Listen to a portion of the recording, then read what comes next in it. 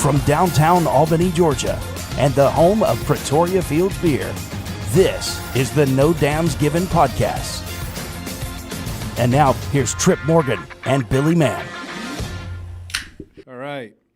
We're back again with the No Dams Given podcast here in beautiful downtown Albany at the Levy Studios. And today we have Farmer Fredo, Fernando Jackson, the executive director of Flint River Fresh. Thank you. Glad you're with us here today, buddy. I appreciate the invitation. Yeah. We're going to start out and talk all about farming and how it's been affected and Flint River Fresh. First thing I'd like to do is say a thank you and a shout out to Sean O'Keefe, who is now my favorite Canadian. He's actually from the home where the Labrador Retriever was developed or came about. He has a charity that they support called Polo in the Pines. He asked us to come up and be on his show. Tastemakers, Tastemakers Talk Studio. Yep. Is that right? Mm-hmm. And that was great. We had a really good time. Our farmer extraordinaire, Harris Morgan, was my dad was on it and talked a lot about Emmer's grain, his favorite subject. Gentleman farmer. The gentleman farmer and the dynamic duo.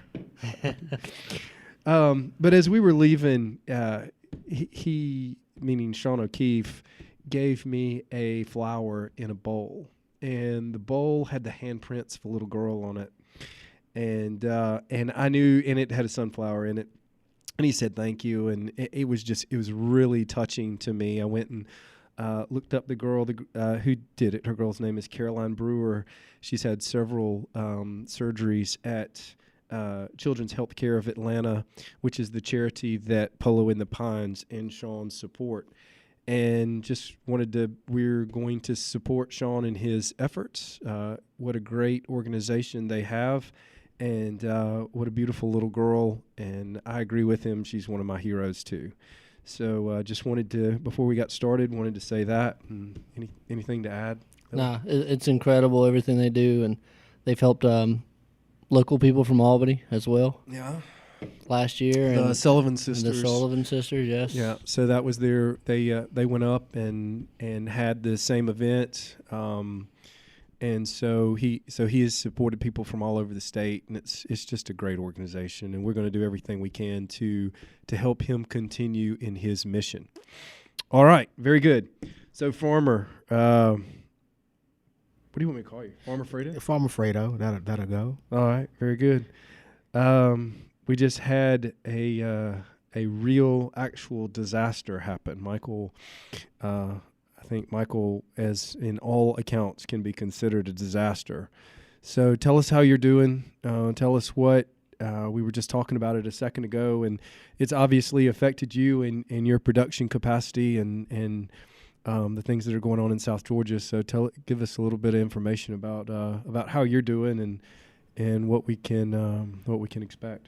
Yeah. So as I was telling you guys earlier that when we first heard about Michael coming through, I remember as a farmer, as a grower, as a producer, thinking, we'll be back to normal by Friday. Might be a couple of days that we'll be, not able to do what we need to do to perform. But as the next day happened and you start to get on the phone, one of our core programs that we do is a fresh box program where we collect produce from farmers in Southwest Georgia within 75 miles of like Albany, Georgia. But most of our farmers are in Mitchell County, Grady County, down near Donaldsonville and those areas. And so once the storm kind of hit, I'll get on the phone just to kind of reach out to people, and some of the growers just like, it's not looking good, Fredo. It's not looking good, and it's a story that's continuum.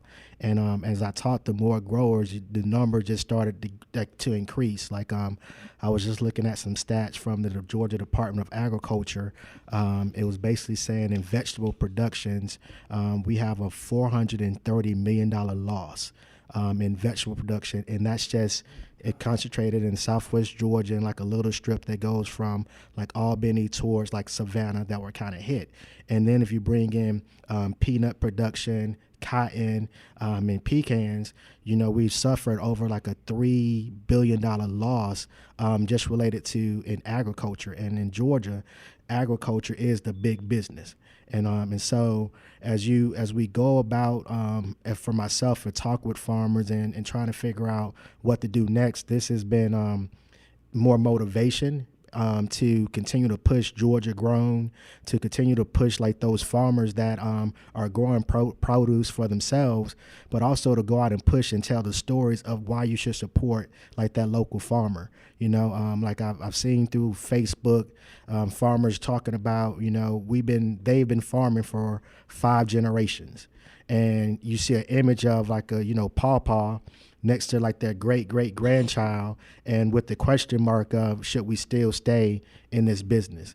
And I never thought I would hear 5th year growers or farmers like having a conversation about, do I continue to grow food to feed people? Do I continue to make this the way that I sustain my family? And knowing that all of this transpired in a roughly a 24-hour period. I think about my son, Steven.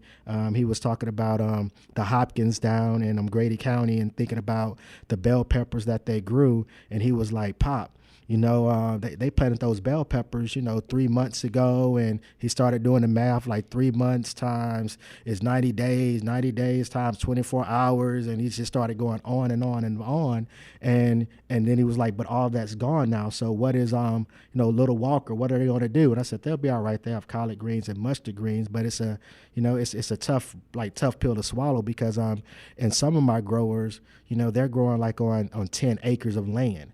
And so when they get hit, it's devastation, and they don't know if there's going to be federal assistance coming. And if it does come, we're in the week 3 or 2 of like the hurricane. So you imagine if you didn't get paid or didn't have a source of income for 2 weeks, what would be your mindset? Just interacting with your children. Oh yeah, it could be desperation. Mm-hmm. Couldn't imagine that. We've been thinking about everybody and thinking about that constantly and talking about it. That's one reason we're so excited to have you on, to shed the light and tell us how these people are doing, because we're all concerned and thinking about them.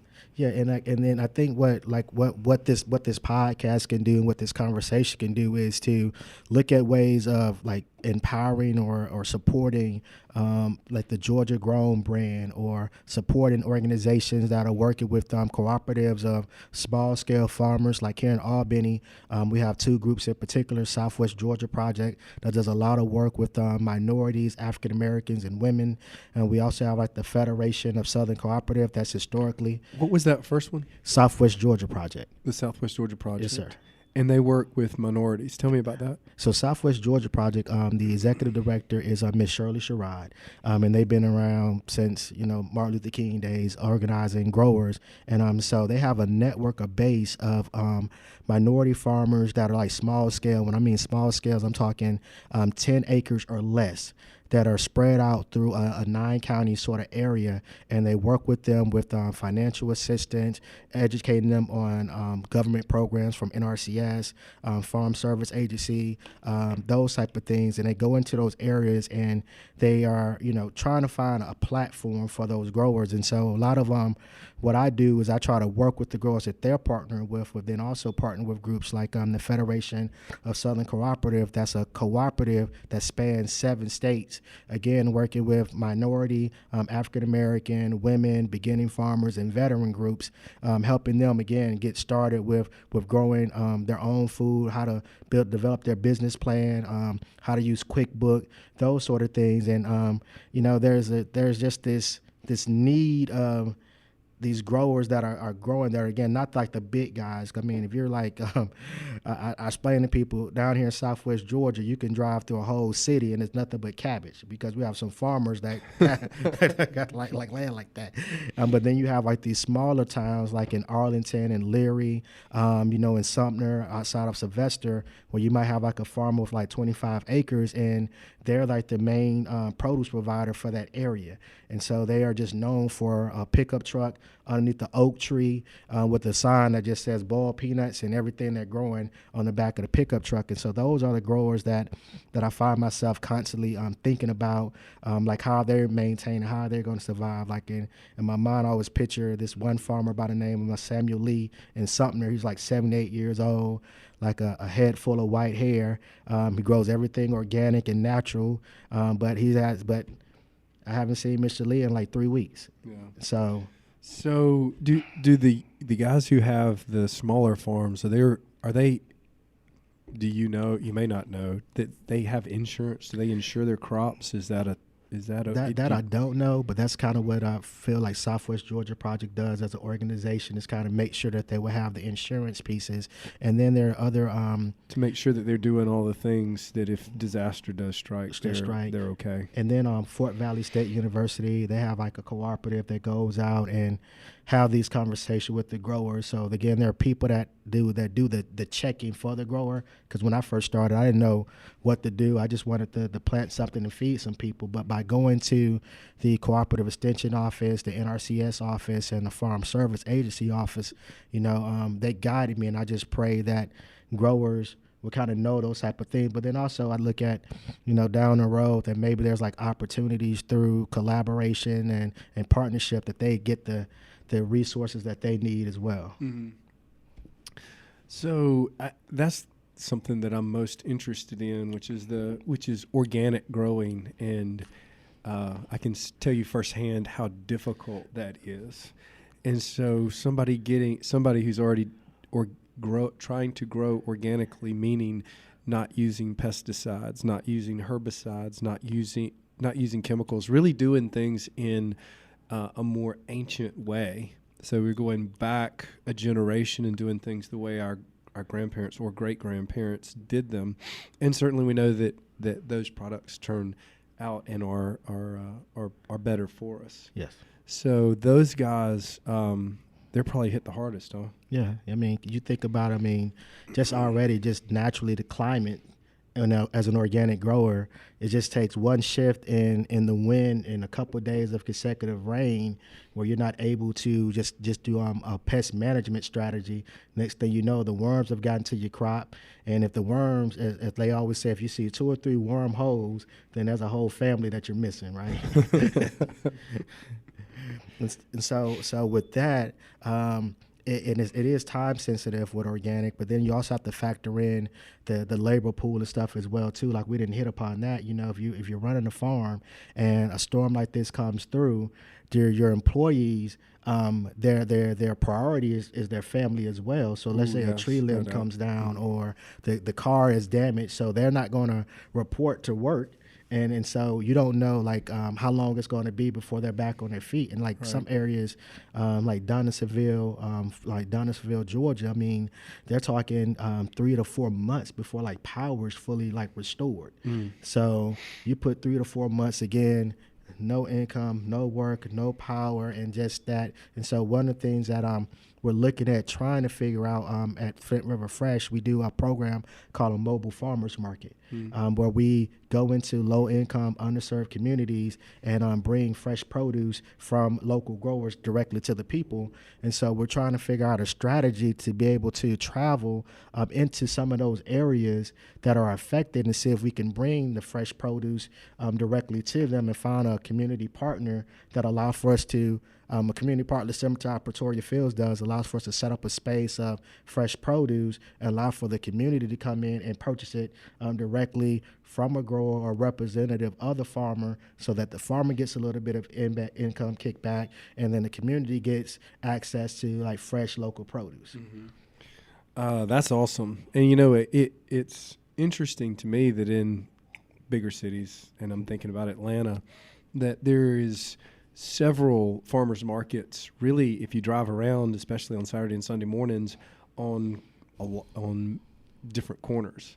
So, and you sort of can't miss them when you're driving through neighborhoods in Atlanta. And I was surprised by that the last couple of times I've been there. And think about that as compared to where this is the home of farming.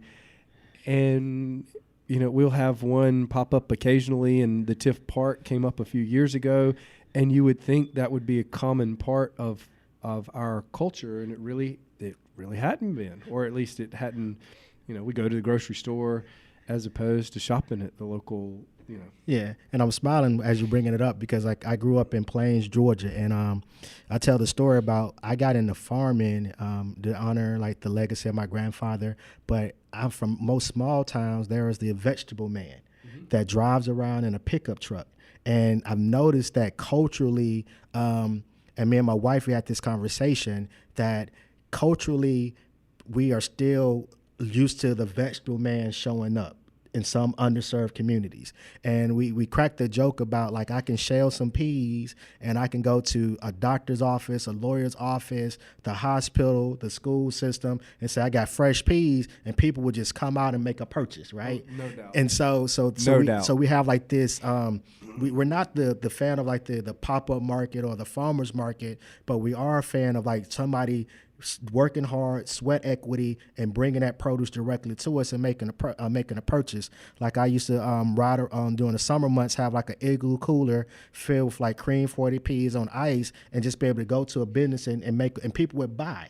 And so what I've noticed that in those communities that don't attend a Tiff Park or haven't traveled to Atlanta and seen the Freedom Market or the Peachtree Market, that they are open to fresh produce, but they were raised culturally, generationally of a person riding around the community offering it to them, or in some areas, if you ever travel to Panama City from Albany, and you see almost every 5 miles there's a farm stand. Mm-hmm. And if you ever drove some of the back roads here in Georgia, you can see that same pattern of farm stands, but now they're vacant.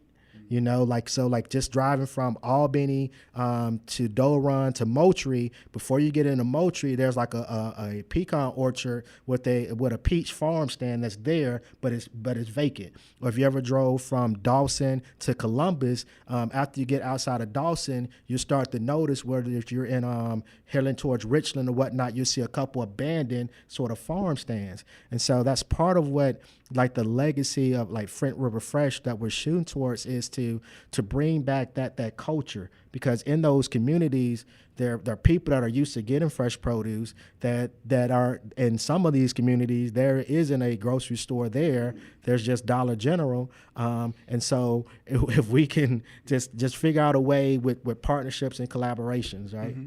So that's interesting because with the advent of organic farming, I hope and think that we've almost gone full circle, where we had the family farm and then it went to a more corporate farming, which is what you're talking about, which is the absence of those roadside where they're basically selling their fresh produce on the road, or their fresh products on the road.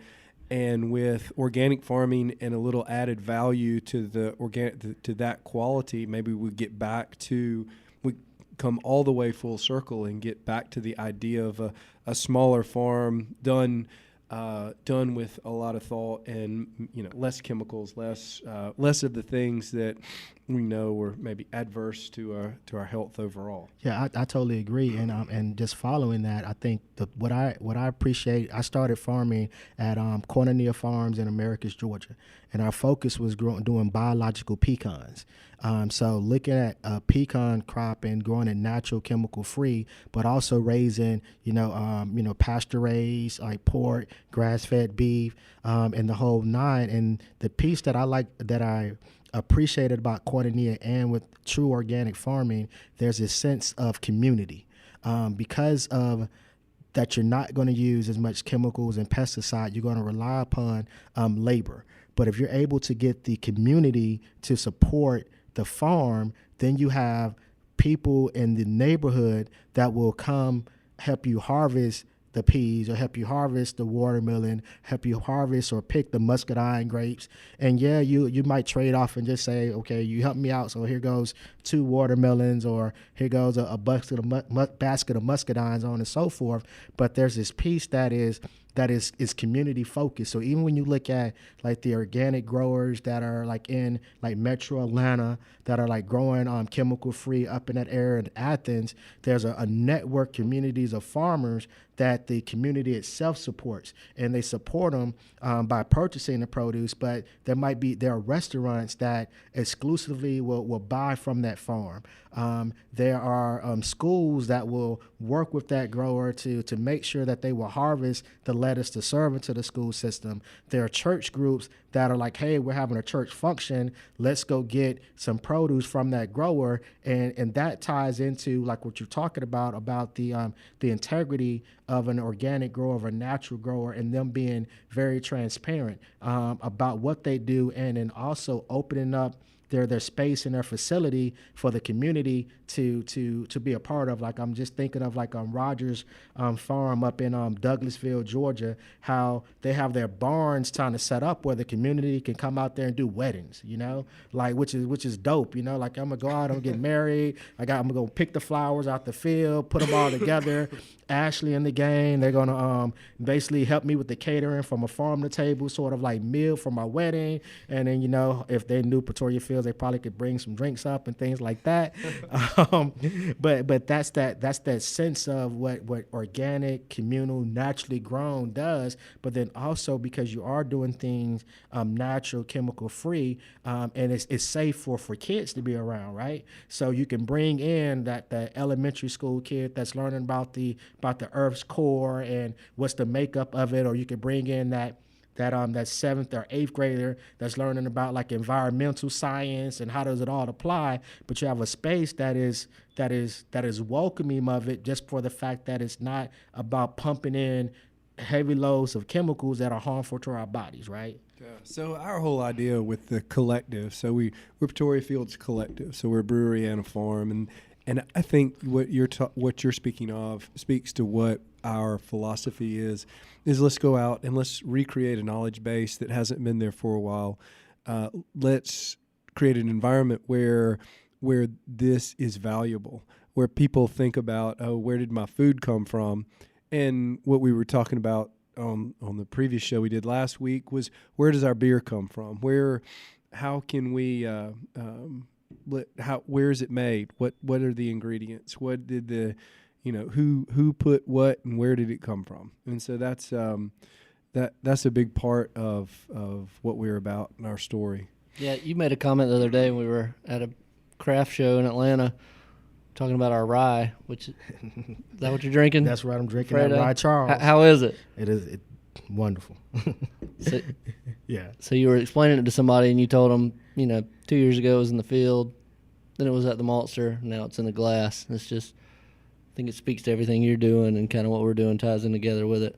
Matter of fact, how did you make this Rye Charles? While I have the guys here in front to break it down from the field to the glass. I did not make it. Yeah, we did not make it.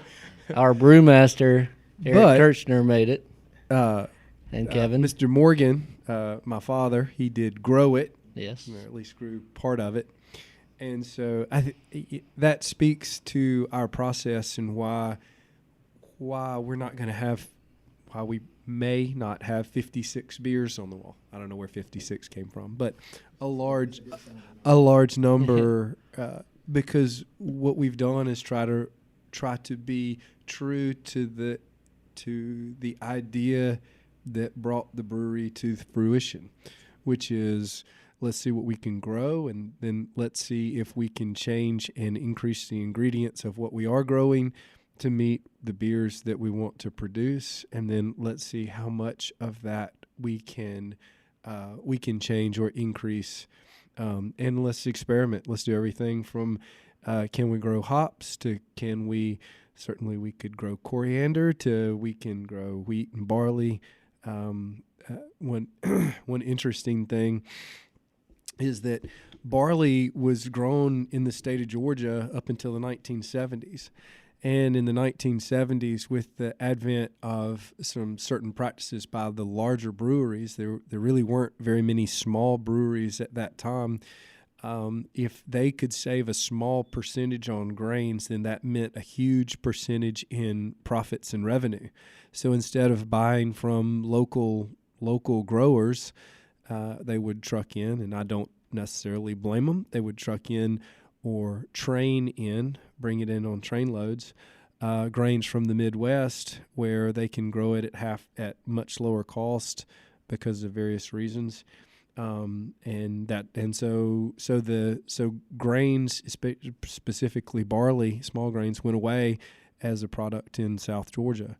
Well, with the advent with the resurgence of small breweries in the state of Georgia, we're still not as big as somewhere like Oregon. I feel like, we can grow antiquarian grains, and we can really make an impact on smaller breweries. I feel like if we don't produce one, that there'll be a maltster in the state of Georgia. And for those who don't know, grain in general is not used in its green state, meaning right out of the field. We would call that berries, and it's allowed to. It's gone through a process where it's allowed to actually germinate, and the enzymes that are activated during the germination process actually will break down the sugars and help with the beer production process. So the complex sugars that are inside the grain itself will be broken down from a complex sugar to a more simple sugar, and then yeast loves simple sugars, and they make alcohol out of it. And so interestingly enough, I think with that whole thing that we were talking about, the idea of the collective and the idea of having small producers back, and the idea of having, all sort of goes into the same thought line with farmers. Hopefully we'll recreate this knowledge base or create a market for these products. And not only will Pretoria Fields use it, but hopefully the other breweries in the state will use it. Yeah, I'm glad you broke that down for me. Because as I've been attending Pretoria Fields, I've heard the term collective at the end. and so I'm always like, what is the collective aspect of it? And as I was just hearing you speak, just thinking in terms of farmers that are trying to rebuild themselves or trying to find a way to sustain their family, it's about economics. And if there is a collective of breweries or businesses that will support and purchase from local breweries, then that also means that the farmer who has so many, I'm not sure how many acres of land does it takes to produce what you would need as far as yield goes, but obviously if they have some land, they can grow something. And then it's a matter of like what you're talking about, teaching them the techniques that's passed on from one person to the next, from generation to the next. Then the next thing you know, you kind of close the loop on how it's grown, where it's grown, and who the farmers are, because everybody's following like the same process. It's kind of like when I first got into growing food, I used to till the ground and have the walk behind tiller and had the wheel hoe and all of this, and I was like, this is just too much work. I need to find a simple way to grow food for me and my family, and I came across square foot gardening. And so square foot gardening was just basic container gardening, growing foods in raised beds. But once I got the system down, I found out I can teach it not only to my family, but I can go into the school system and teach kids how to grow food for themselves and incorporating their math skills, their science skills, their social studies history in a way that wasn't too complicated. And so are you self-taught, or did you have some formal education in agriculture, or how did that come about? I tell people I went to BYU, Backyard University. All right. Yeah. So I'm a YouTube watcher.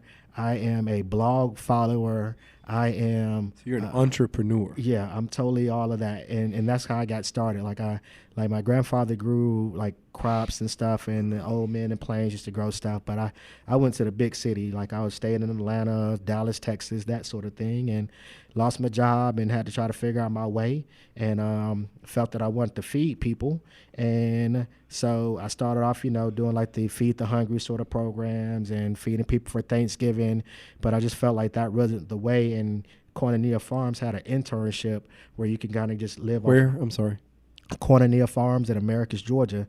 They had an internship where you could spend 3 months on the farm just to kind of, find your way. And in the process of those 3 months on the farm, one of my mentors passed away of a heart attack. And so I just used nature as a healing mechanism. Well, one of the best is, or one of the best examples is broccoli. So broccoli has a chemical in it called sulforaphane, and sulforaphane is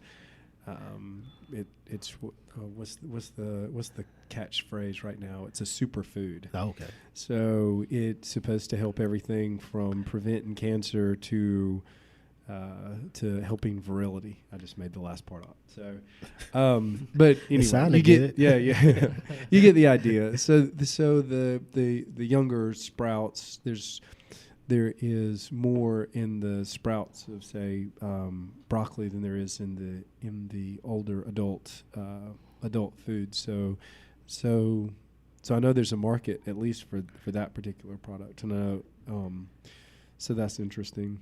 So and that's part of how they grow and they make money on such a small. Yeah, on a small area or acreage. Yeah, no, and like I said, I tapped into it just to try it out myself, and I wish that, and I'm pretty sure, like even with the kids at the school gardens that I do, that we try to do more on the with the microgreens as well. With the microgreens, just because again it's something that produces a harvest within 7 to 14 days, depending on how it germinates and sprouts up. And so if you take that cycle and repeat it over and over again, you have a cash flow that's available for you within a couple weeks. And thinking about the hurricane that we just talked about and restarting your farming operations. Yeah. So as far as a typical week, what is and I know the week here in the past few weeks hasn't been typical, but what's a typical week look like for Farmer Fredo? Well, I'm married. I have a son, so it's kind of starting the day off, getting my son off to school, and you kiss my wife before she goes off to work. Very important. Very important. Happy wife, happy life. But after that is contacting like farmers. Like right now, we're trying to reestablish our base of Georgia-grown farmers in the area. So it's in the morning parts, it's making phone calls to see if this farm is available, if they're still in operation, going off to visit them. Then it's collecting produce, because more Tuesdays, Thursdays, Saturdays, and Sundays, I have some sort of pop-up market or a fresh box program going on. And so I'm collecting produce and packaging them up and delivering. Like on Tuesdays and Thursdays when I do my box program, I start about 7:30 in the morning, collecting the produce, getting it all together. By 10:30, we're boxing them up. And then from there, we're delivering in Camilla, Leesburg, and in Albany. And on average, we're probably delivering about 55 boxes each day. And so that's pretty much that looks like. And then on the weekends, I do the pop-up market. So like on Sundays when I do Pretoria Fields, most people are like getting ready to put on their Sunday best. I'm getting ready to go get down and dirty and pick up some produce for somebody that's like leaving it in the cooler and has their key underneath like the back of the flat tire of the old pickup truck behind the oak tree, that I'm going to go get the produce and bring it up to Pretoria Fields. And up here 1 to 5, and that's been like a blessing. But then in the meantime, like I'm learning about writing grants, so we're constantly out there looking for funding for the work and stuff we're doing in the community. So I'm doing research on market analysis and things that I didn't know you had to do when I first started farming, but it's necessary if you're trying to expand and to build a sustainable business model. And I'm always looking for collaboration. So So it might be, Phoebe Hospital. They're interested in, or we want to bring the pop-up shops there, or and then I'm doing graphic design, so I'm making my own flyers and Facebook posts and Instagram and all these things that we have to manage. Plus, as well, working out opportunities with our board. Our board is made up of individuals from like the Albany Economic Development, Albany Chamber of Commerce, the Doherty County Commissioners. So Flint River Fresh has a board? Yeah. Okay. Yeah.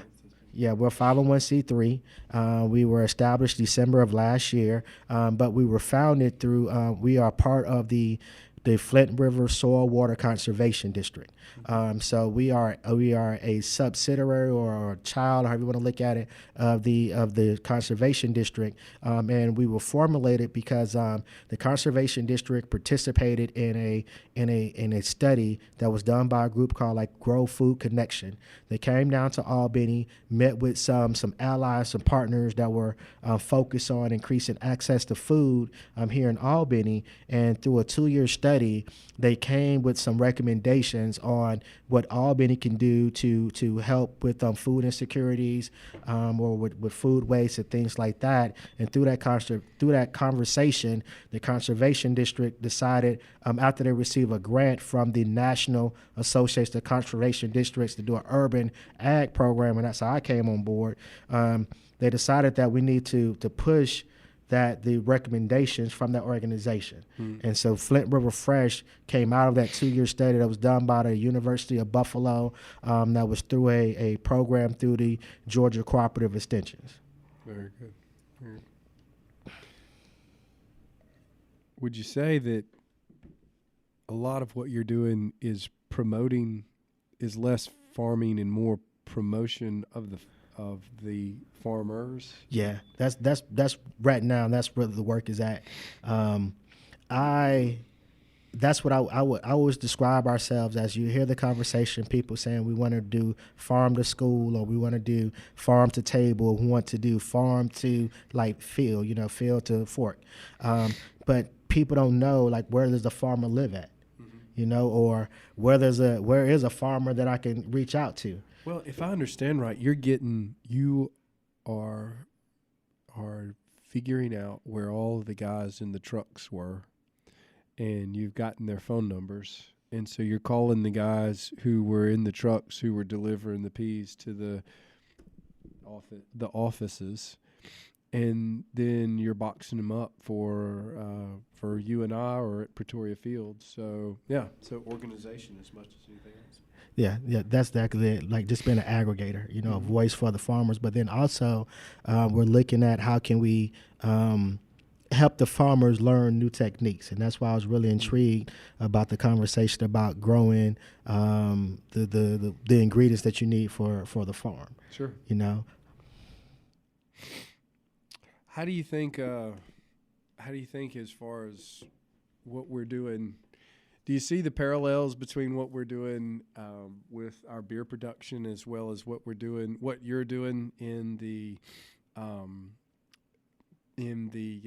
farming business? And I mean, one of the things that strikes me is we're talking about the muscadines and the different fruits and how we could combine those with the beers that we're producing.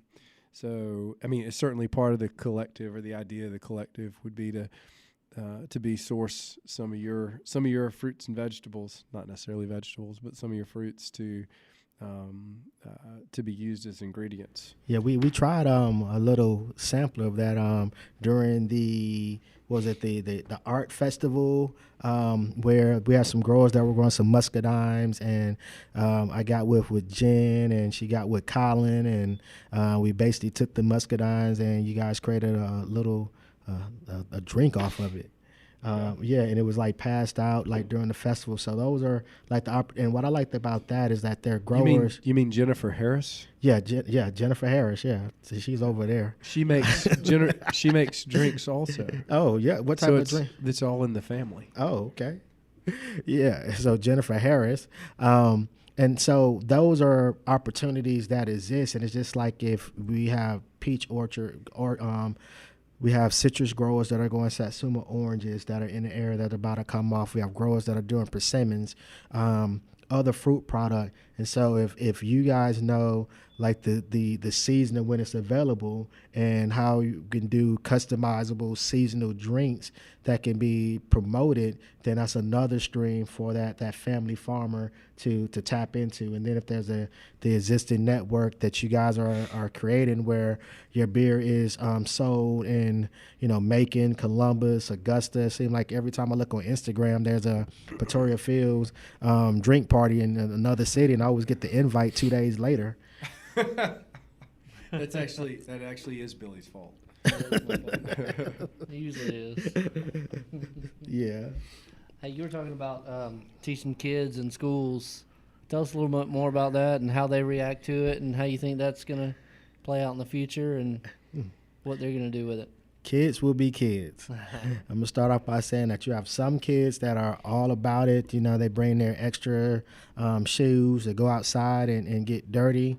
And then you have like some kids that are like, look, this isn't what I want to do. But what I found out with the kids and the school gardens, it all comes down to the relationship that the school, how the school promotes the garden bed. If the school kind of gets behind it where you have janitors that might do some watering, you have other teachers that utilize the space beyond just that one or two teachers that are assigned and get behind it, then the garden itself starts to become a community space where like I'm doing a garden project at Deerfield Windsor at the middle school, and you see other classes at the middle school using it for like different projects, whether it's somebody doing a videography is a workshop or somebody in science class trying to study from like seed to like growth life. And so those opportunities is where I see the most growth happen. When we started the community gardens, we were doing it in a partnership with the Dougherty County Department of School Nutrition. So the nutrition office was growing produce to be served in the cafeteria around November and December that the kids can get behind and kind of know where their food comes from. And that model is continuing and still growing. But the biggest plus is seeing where there's a school like Radiant Springs Elementary where the principal's kind of gotten behind it, where there is the garden, what's in the garden billboard that people see when they walk by. When they go into the cafeteria, they can say, this came from the garden. And so those moments, I've seen the kids be really enthusiastic. But the parts that I like is always hearing the kids tell stories about their meemaw and their pawpaw having a garden and them kind of going back and being able to help out and know what's happening. But the blessing for me, of course, is I'm watching my son.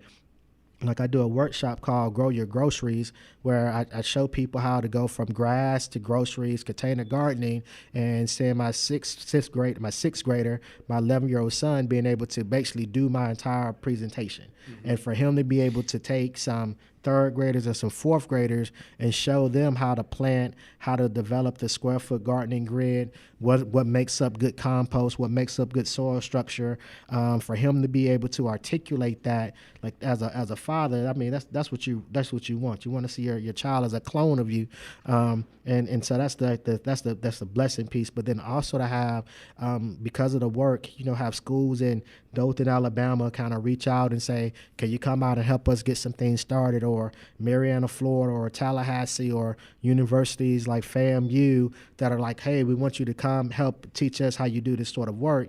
And so I'm thankful for it, but then I'm also, I have to be mindful that I'm only one person trying to build something that's sustainable here in Albany, Georgia. Oh, no, that's so awesome that you have, that you're getting such a response and, so many opportunities. One of the things we've tried to teach our patients over the past year and my children and whoever will listen really is if it doesn't grow in the ground or walk on the ground, you shouldn't be eating it. So try to decrease as much processed foods as possible. So where can people follow what you're doing, and how can people get involved? Yeah, and so the quickest way is through Facebook. Yeah. A lot of my growth has been following us on Flint River Fresh on Facebook, or you can find me Farmer Fredo on Facebook. We do have a website, flintriverfresh.org, which has our contact information, our office number, and our email address. And on our website, we also go through the different programs that we offer, from the Fresh Box, the pop-up farm stand, the mobile farmers market, the Grow Your Grocery workshop, or even our Fresh Harvest. And that's a program I'm really getting behind now. And the Fresh Harvest is where these farmers that I talked to you about that are growing things, we put out like a weekly list of what's available out in the field. And we solicit restaurants and different businesses to try to purchase from those farmers, and we bring the produce directly to them. And so we've done some farm-to-table sort of meals with Stubos here in Albany. And so trying to find other restaurants, and even partner with Chef Laura, who's done like a cooking class at Pretoria Fields. And so that's another thing where you just talked about coming from the ground. Some people don't know how to prepare it. Right. So we try to find local chefs that are into doing farm-to-table meals, and we supply them with the produce, give them a little bit of the backstory behind the farmer and who grew it. And so those are opportunities that we're looking at. Cooking Seasonal is a program that we've done at Pretoria Fields we've done it like normally like on the second Sunday. So those are ways of just teaching people how to prepare food that is healthy and that's non-processed. If they want to sign up for your boxes, how do we get that accomplished? FlintRiverFresh.org. If you go to our website, we have a button that says the Fresh Box. It takes you to a page that identifies the pickup location. It tells you about the different size boxes that we offer: a produce bag, which feeds 1 to 2 people, a half bushel box that feeds 3 to 4, and a 1 1/9 bushel box that feeds 5 to 6. And the prices are $20, $30, and $50. And you order online, pay for it right then and there. And then we also tell you what time you can pick it up at the pickup location. So we have it in Camilla at Sweet Seeley's here in Albany. We have 229 Yoga, Live Naturally, as well as the Bread House. And then also in, got one more, I'm trying to think, got so many of them. All right. And then we have Victory Tabernacle as a church. And then we also have Porterfield United Methodist as locations where people can pick up. But then also, if you're a business and you have 5 or more employees that's interested in receiving our boxes, we will deliver to that business directly. You don't have to go to a pickup location. And if you're a teacher in Dougherty County and Lee County schools, we will deliver the boxes directly to your schools. Awesome. Fernando Jackson, Executive Director of Flint River Fresh, or should I say Farmer Fredo? Farmer Fredo it is. Yes, sir. Thank you for being with us today. I appreciate you guys having me here. Cheers. Cheers.